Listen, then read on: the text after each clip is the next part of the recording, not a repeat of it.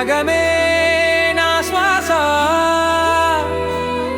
నీ పాదమే మోక్ష మార్గం, నీ దయే నన్ను రక్షించే ఏకైకాశ్రయం.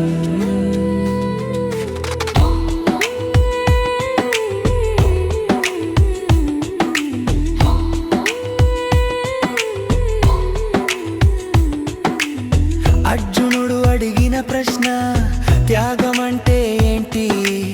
సన్యాసమా మోక్షమా, నిజమైన మార్గం ఏది?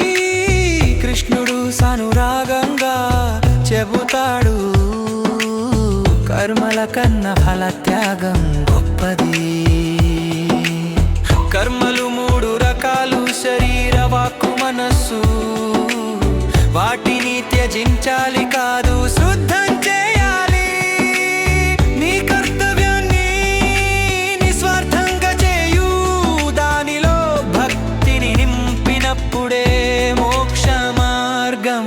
సత్వరజస్ తమస్ మూడు గుణాల ప్రకారమే జ్ఞానం, కర్మ, త్యాగం, ధైర్యం, సంతోషం. ఈ అన్నిటికీ వేర్వేరు స్వభావాలున్నాయి, కానీ భక్తితో చేసే పనే నన్ను చేరుస్తుంది. తన ధర్మాన్ని భయపడకుండా చేయగలవాడే యోగి.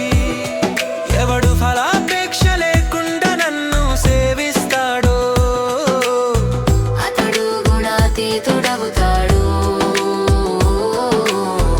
అతడే నన్ను ప్రేమతో పొందిన భక్తుడు. అహంకారం వదలగలవాడే విజేత.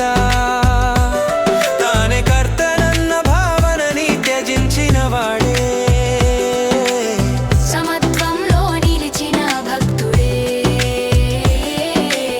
సర్వకర్మల నుండి విముక్తుడవుతాడు.